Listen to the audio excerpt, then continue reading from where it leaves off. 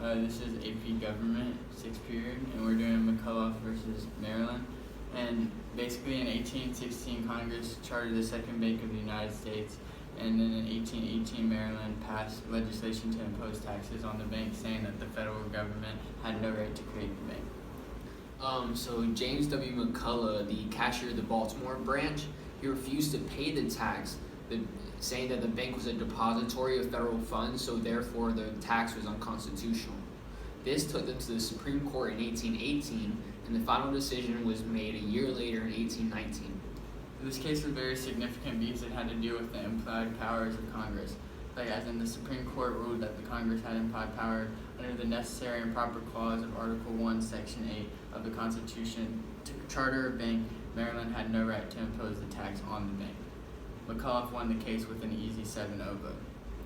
McCulloch versus Maryland has had two significant effects on what federalism means for the United States.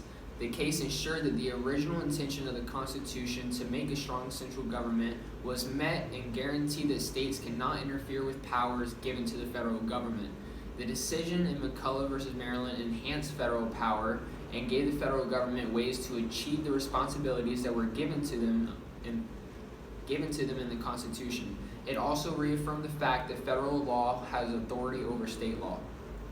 And McCulloch versus Maryland impacts our world today and how it reaffirms the power of Congress under the Constitution.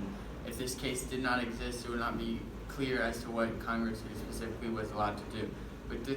With this decision, it stated Congress can do anything necessary and proper to carry out its express powers. This case affected other cases after it in how it allowed Congress to have ability to take and express power in certain cases.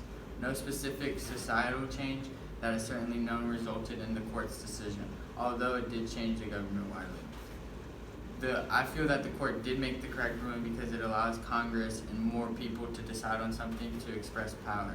So it gives more of a safety net to rely on Congress in some cases. Yeah.